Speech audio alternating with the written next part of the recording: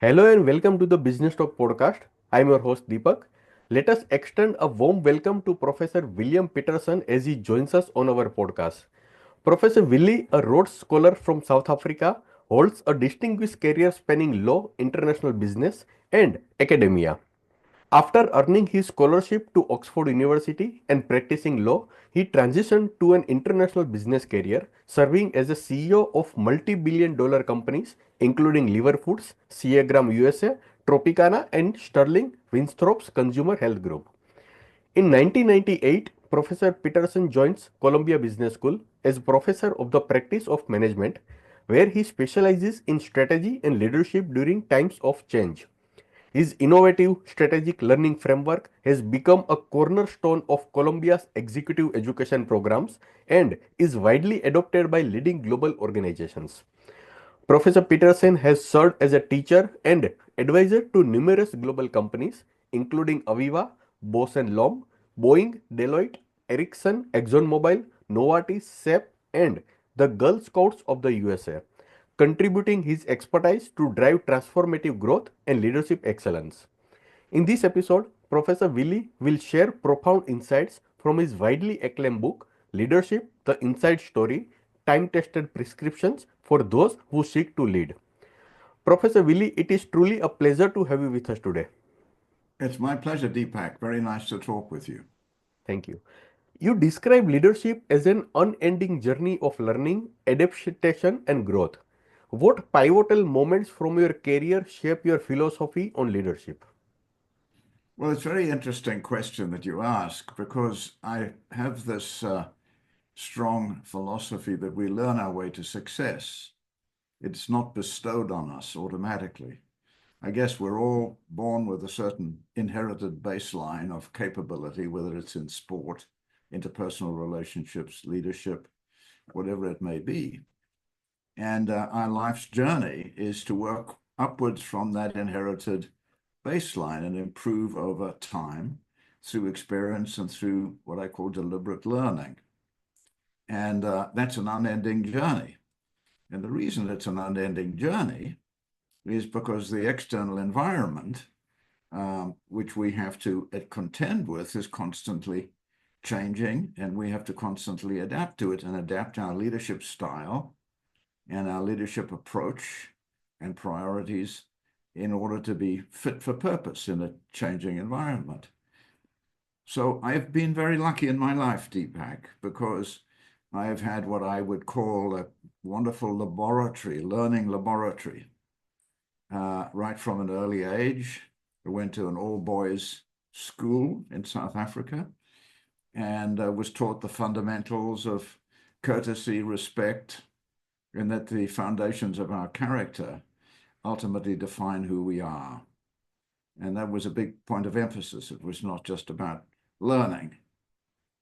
So there was some sort of foundations that were being laid there, kind of a brick by brick. Then when I went to college in South Africa, I was very fortunate. I became chairman of the Students' Representative Council and head student of the university. It was my first taste of a kind of, if you like, larger scale leadership, but as a student. And it was a time of turmoil politically in South Africa. It was the apartheid era. So I got very involved in student politics, protesting on behalf of academic freedom and equality. And I had my first taste, if you like, of leadership of change, but on that kind of smaller scale. Over time, as I ran various companies, there were other lessons that came to the fore. I would just pick out one overriding lesson, and then one, I think, very important discovery in terms of leadership effectiveness. The overriding discovery, for me at least, was that leadership is largely about people, and management is about things, processes, and projects. But work happens through people, and great work happens through inspired people. This is very important notion for me. I had practiced law before I became a corporate executive. And in law, of course, you grounded very much on logic, disciplined thinking, and the belief that if you have a logical argument, everybody will simply follow it. Well, humans are not wired that way. We don't just follow logic. We follow ideas and we're inspired by good leaders, etc. And leadership, if you think about it, is not a maintenance job. It's not just preserving the status quo. The external environment is constantly shifting. And huge disruptions are occurring all the time. Leadership is essentially about change. And one of the lessons about change that I would just mention here, amongst all of the other lessons of leadership through this learning laboratory, was the importance of leading up. We tend to think as we lead change that we've got to persuade those below us and lead laterally. But I think it's important for us to have the notion that we all lead from the middle and that there are always people above us, the board of directors, the chairman of the group, whatever it is. And if there are major changes that are necessary, people are always looking past you and wondering to themselves, will this be supported by the top leadership? It's a big change. You know, people will naturally want to resist change. I was sent to the USA by Unilever. I spent 18 years in the Unilever group as CEO of various subsidiaries. I was sent to the United States to do a turnaround of the foods business, predominantly margarines. It was making heavy losses in the biggest market in the world, and at the time, the biggest category in Unilever. So it was a very important job to do. And as we examined the situation, I realized that there were various fairly strong steps to take, predominantly in order to clean up the balance sheet, to discontinue oil milling and oil refining.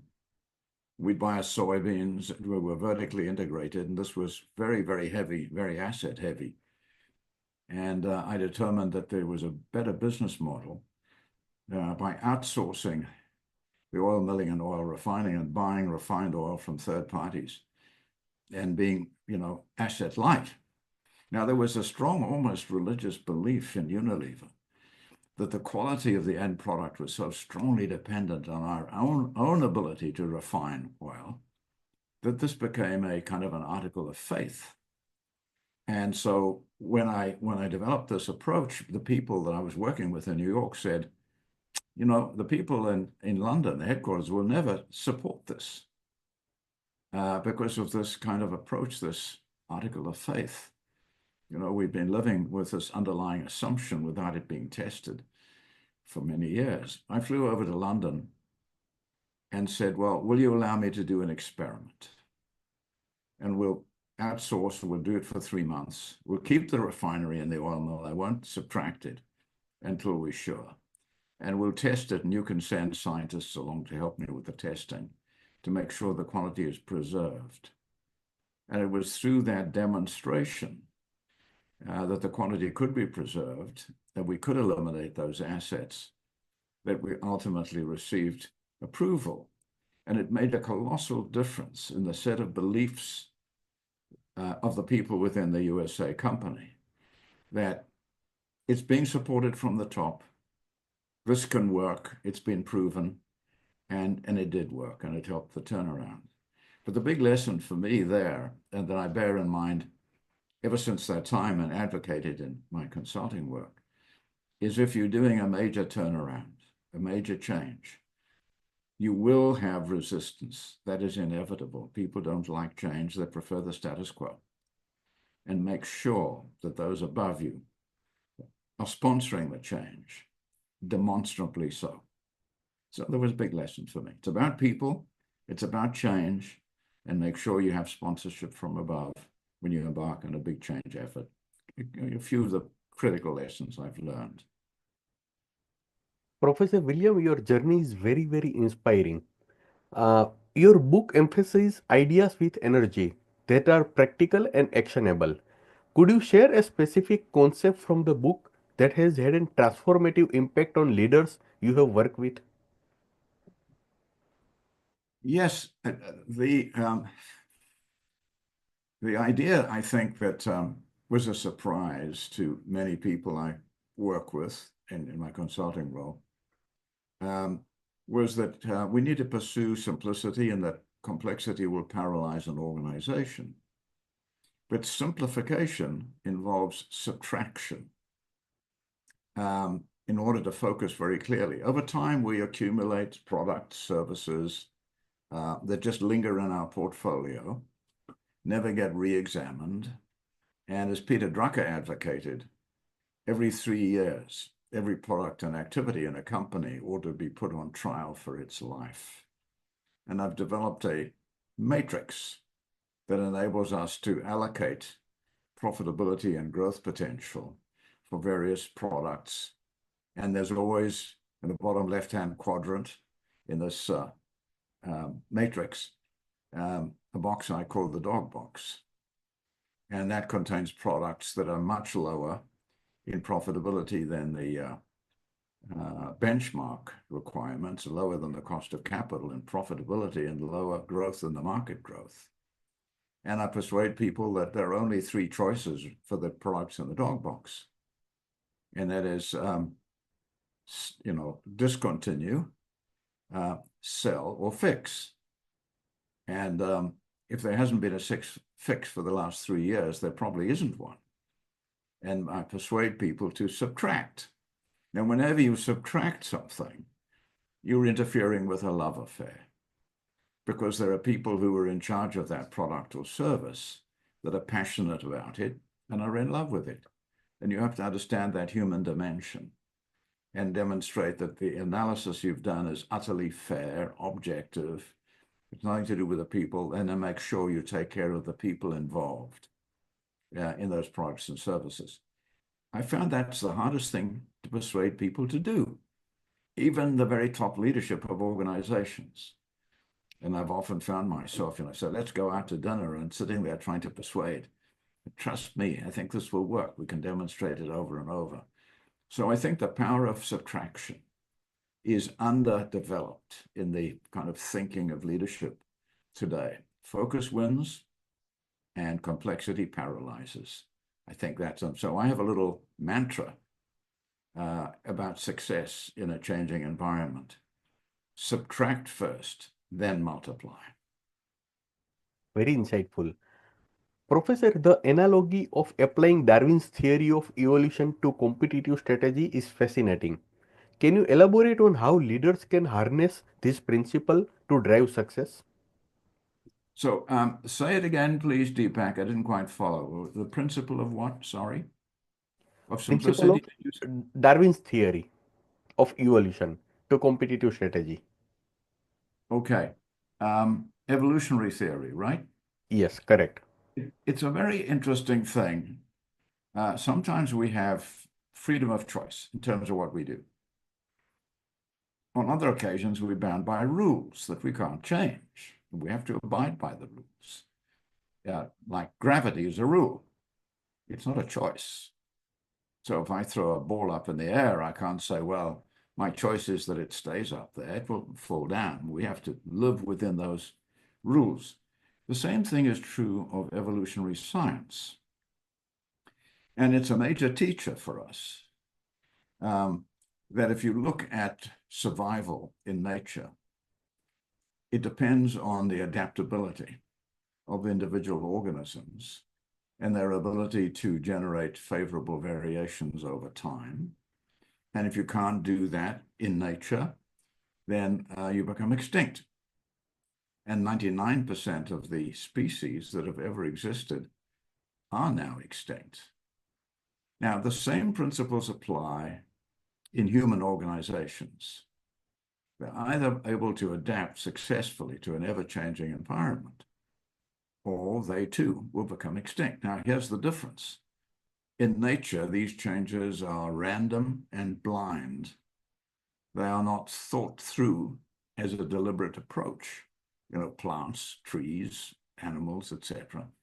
Humans have the gift of learning. And we can learn about the external environment, understand what needs to change, and then embark on that change effort in response to the external environment. Now, Peter Drucker has emphasized, and I totally agree, that success occurs outside the boundaries of our organization, not inside. Inside is where we mobilize the resources to make the effective impact externally and where we count the money. But success occurs outside. The reminder from Charles Darwin is that we have to adapt to the external environment. The external environment will never adapt to us. We can't just say, this is what we want to do. And just because we want to do it, regardless of what the external environment is saying, we're likely to be successful because we think it's a good idea. So what I often have to remind people when they start with a vision and say, well, our vision is to do this and to achieve the following thing.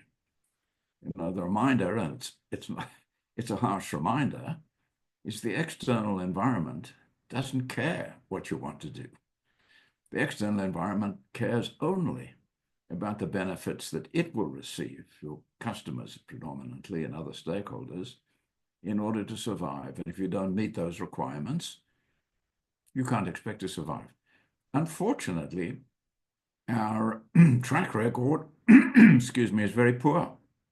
If you go back to the middle of the last century, the average life expectation of companies in the Fortune 500 was 61 years, just short of human lifespan.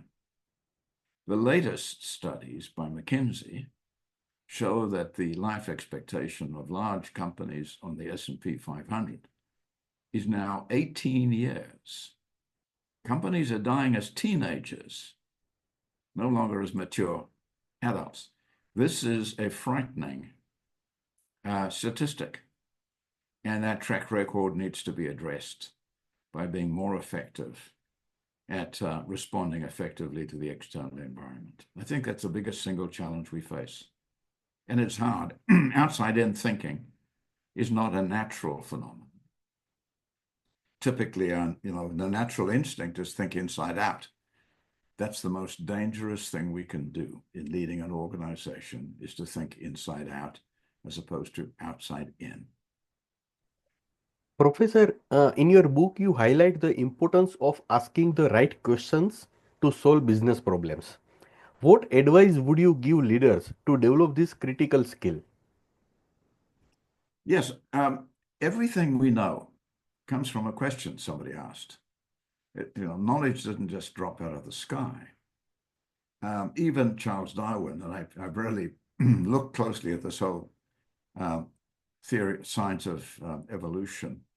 He started his book, Origin of Species, with a set of questions that I've got in my little portfolio of information in my learning journal. And he went on this voyage in the Beagle, did his various scientific examinations and so on, collected his specimens in answer to those questions, and then wrote this majestic book that turned thinking upside down at the time. The art of asking the right questions. Those are our portals of discovery as we learn our way forward. So when we talk about the importance of learning, we're talking about the importance of asking the right questions, because those unlock insights. I used to practice law, and in litigation, I was a litigation lawyer. And in litigation, cross-examination, where questions are used as weapons to try and uncover dishonesty and so on. Good learning questions are the opposite of using questions as weapons. So we have to learn to ask inviting questions. And I think the answer is, what I find as just tips to do this well, is don't put people on trial. Don't say, oh, have you done this analysis? Maybe they haven't done And I see there's this missing. Why didn't you look at this or that? Now, people are going to get defensive. Ask we questions, not you questions. We questions is what more should we think about in order to arrive at a better answer? Make it inclusive. Practice intellectual humility and not arrogance in asking questions. You're not trying to trap people. You're going to help them learn. And you'll be surprised when you say, what more can we discover? How much creative thinking will emerge out of that, because it's an invitation to learn. It's not an accusation of ignorance. And so it's a very important practice for us to ask the right questions and do it in the right way. Intellectual humility, there's a definition involved in that. And that is that we show a greater interest in what's true than in being right. So asking questions with a hidden agenda of, I want to prove my point and I want to do it through questioning. Now, that's back to litigation in a courtroom. That doesn't belong in a corporate team. So I think this practice of asking the right questions is absolutely critical as we examine the external environment, discover what our customers need most, etc. All of these are uncovered by asking the right questions. All consumer research is based on asking the right questions. If you ask the wrong questions, you'll get terribly bad answers back. And when we do focus groups, it's all about, again, probing questions that uncover insights and develop learning. And it's a very interesting thing to see how the energy in a group rises and goes up because of the joy of discovery and learning new things. Professor, nonverbal communication plays a key role in leadership. What are common ways of leader underestimate its impact and how can they improve? Yeah, we think about leadership very often as ability to make great speeches, persuade people, etc. There's obviously the art of persuasion. But we forget about something too easily. And that is that everything we do carries symbolic fallout of some kind or another. Ralph Waldo Emerson, the American philosopher of the last century, made this wonderful comment when he said, "What you do speaks so loudly that I cannot hear what you say." So our actions do literally speak louder than words. And when there's a conflict between our actions and our words, people will look at our actions more strongly. So this is a critically important thing. Who you spend your time with, people are watching. When you walk into the office, do you have a spring in your step? Do you have a smile? Or do you walk in all hunched over and looking serious, because that infects the whole mood in the office? So I remember visiting a client of a company in South Africa, and a young CEO who was doing very well. And I picked up the vibe from everybody I spoke to that they really, really liked this guy. His name was Ian. They really liked him a lot. And I was at their offices for a set of meetings, and we had to move from one meeting to another meeting in a different conference room. And that meant walking along the corridor, and Ian and I were walking along the corridor. And, like any busy place, you encounter people coming the other way and you say hi. And something noticeable happened to me.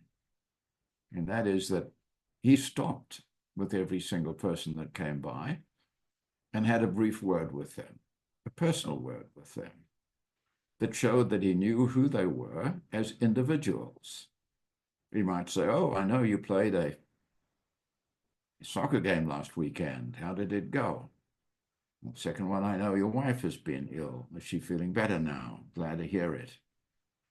Just a little personal touch. And it's an interesting thing is when you spend time with somebody, you show them that you value them as human beings. because time is the scarcest resource of all. Now, lives consist of a timeline. And when you give part of that timeline to somebody, you're really showing that you value them. Now, I was struck by this. And I thought about it at the end of the day that every time we stopped and chatted, I felt a little bit kind of impatient. I thought, well, we've got this next meeting to go to. We don't want to be late. We're kind of wasting time. We weren't wasting time. I mean, this was the reason that everybody admired and liked this guy tremendously. And it was that kind of, it wasn't what he said so much. It was the fact that he stopped and spent time. And, that's kind of another lesson.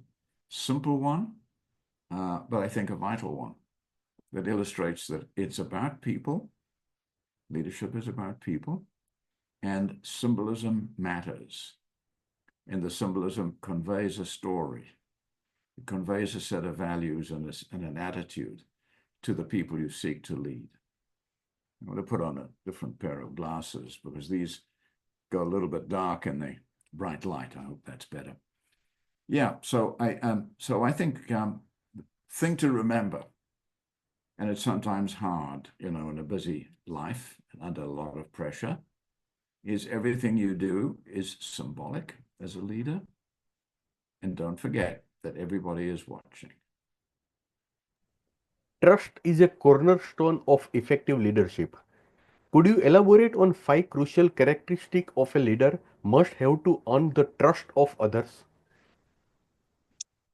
Yes, without trust, leadership is broken.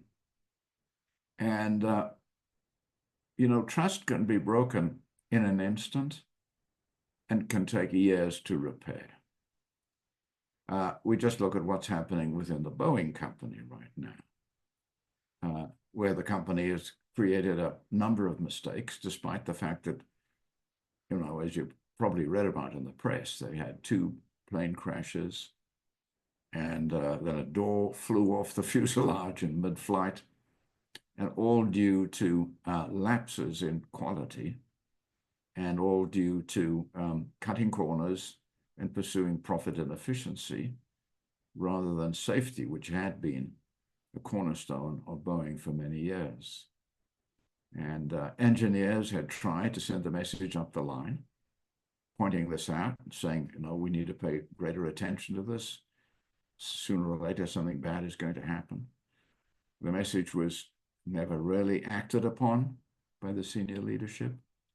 And that's led to a collapse in their financial performance. It set a lot of doubt in the minds of their customers. And it's created a kind of a breach of belief and trust and engagement within the ranks of the organization. Now, to fix that situation in Boeing is going to require operational changes and people changes in the way that people are dealt with to restore trust, commitment, and faith in what Boeing is attempting to do. So there are rules, I think, of building trust. It's not, when we generalize, we really can't act on a generalization.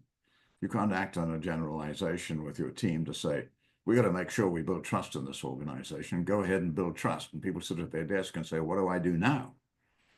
So I have developed 5 basic building blocks, which enable us to measure trust, to understand what it is, the components of trust, and work as a team to constantly improve those elements.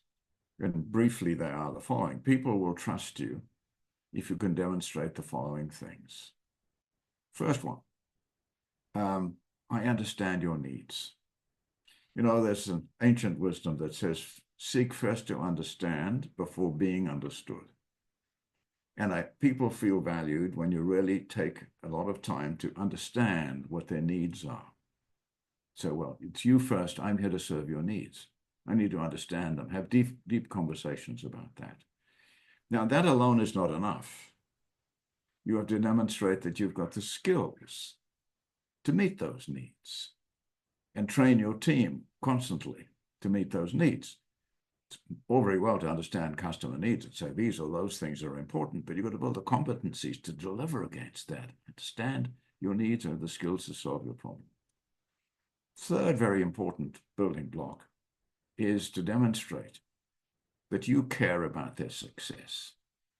And there are moments of truth where you have to take a little hit on immediate profitability or success in the interest of serving a client and solving a problem. Those are not just moments, those are momentous in terms of building trust. I care about your success. I've got my success to attend to as well, but I can't be successful unless you are. So that's the third one. Fourth one is you keep your promises. Small promises, large promises. Be careful when you make a promise. Keep your promises. Consistency lies at the heart of trust. When you make a promise, people will say, okay, I know what's going to happen. The promise has been made. And the final and fifth one is you are a truth teller. You know, it's very tempting when there is bad news to withhold it or to shade it a little bit, you know, to leave a few elements out of your story because it's not nice to tell bad news to people. We have to learn to be forthright and truthful, because the moment people begin to doubt your truthfulness, trust will be broken. Now, the interesting thing about those 5 rules is any one of them can break trust. So we have to do them in combination with each other. We can't say, well, we're doing 3 of those 5 very well, so that's okay. It's not okay. We really, really have to pursue each one because they are mutually reinforcing. In your experience, what is the most misunderstood aspects of leadership, and how does your book address this misconception? That's a hard one to answer, you know, because it's a point of view. It's not a golden rule. I think the biggest misunderstanding is that people think that leadership is about power, but it's not really about power, it's about service. This, for me, is a fundamental thing. It's always about service to others. It's making a difference to a cause larger than yourself and outside of yourself. It's not self-serving. You know, when I run a seminar on leadership, I very often ask people to pause for a couple of minutes and make some notes and say, why do you want to be a leader? What's your motivation? What drives you? And people reflect and then they have conversations. And what emerges out of this, and it's a process of self-discovery, is that really it's because they want to make a positive difference in some way or another. And I then able to say, I'm glad you arrived at that conclusion. I'm glad I made you think about that, because the wrong approach is to think about it as assembling power and making bold decisions and being impressive. And that phrase, making a positive difference, is a deliberate one. You know, great leaders make a difference. Very poor leaders make a negative difference. Hitler made an enormous difference, but it was a negative difference. I think the heart of leadership is making a positive difference. And there's a distinction here, a distinction that really matters. It's leaving something better than it was before. Again, in the interests of the people you seek to serve. Professor, my last question. What do you hope readers take away from your book that will have the most lasting impact on their leadership journey?